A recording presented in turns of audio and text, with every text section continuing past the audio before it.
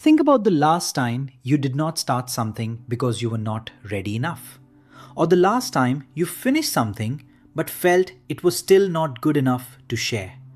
Or the last time you spent hours improving something that was already perfectly fine. If any of those feel familiar, this video is for you. Because perfectionism is quietly stealing more from your life than you realize. And today, I am going to give you one simple rule that will change that completely. But first, let me show you how serious this problem actually is. A 2025 study published in Frontiers in Psychiatry analyzed 467 university students and found something alarming.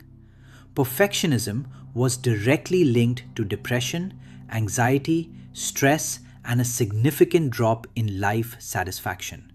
Not occasionally, consistently.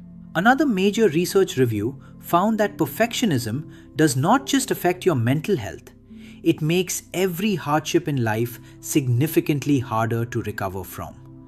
Because the perfectionist brain is wired to treat anything less than perfect as a personal failure.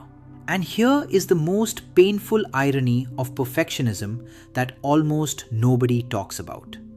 Perfectionists, despite having some of the highest standards of anyone, often end up achieving the least. Not because they lack ability, but because they become completely paralyzed by their own standards. They procrastinate waiting for the perfect moment. They overthink every decision.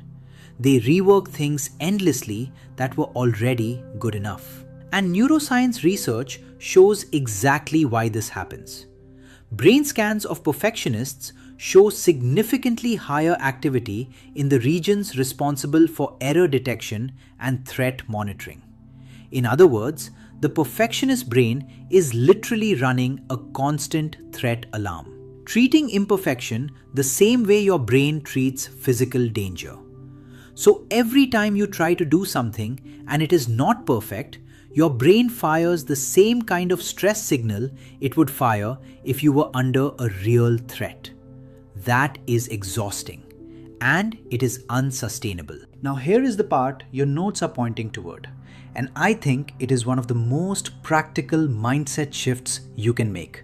It is called the 60% rule, and the idea is simple but powerful. Instead of aiming for 100% before you consider something acceptable, you aim for 60%. Not because 60% is the goal, but because 60% done is infinitely more valuable than 100% imagined but never started. Let me give you some real examples to make this concrete. Imagine you go to a job interview. There are 10 questions. You answer 6 of them well and 4 of them less confidently. The perfectionist brain fixates on the 4 you did not answer perfectly. It replays them on the way home. It builds a story that you failed. But here is the reality. 6 out of 10 is a strong performance. Most interviewers are not looking for someone who answered everything perfectly. They are looking for someone with ability, honesty, and the capacity to grow. The 4 imperfect answers do not cancel the 6 good ones.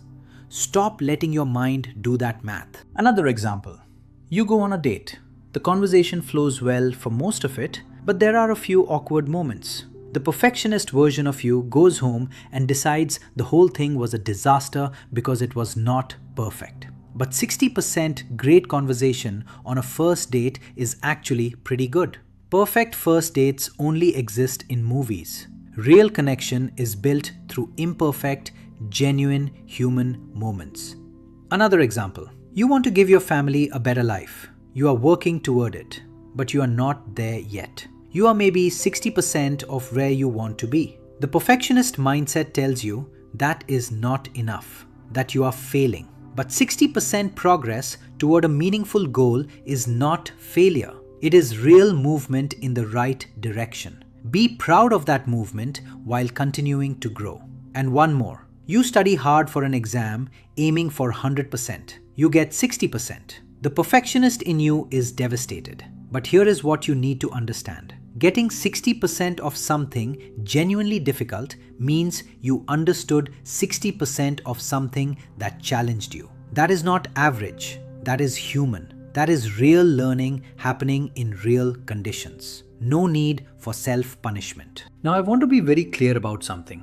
The 60% rule is not about being mediocre. It is not about lowering your standards permanently. It is about understanding that consistent, imperfect action always beats perfect inaction. Facebook built one of the most successful companies in history with the internal motto, "Done is better than perfect." LinkedIn founder Reid Hoffman famously said that if you are not at least a little embarrassed by your first version, you launched too late. The most successful people in the world are not people who did everything perfectly. They are people who started imperfectly, learned quickly, and kept moving forward. Here is what I want you to take from this video. The next time your brain tells you that something is not good enough to share, to submit, to start, or to be proud of, ask yourself this one question. Is this at least 60% of what I was aiming for? If the answer is yes, do it.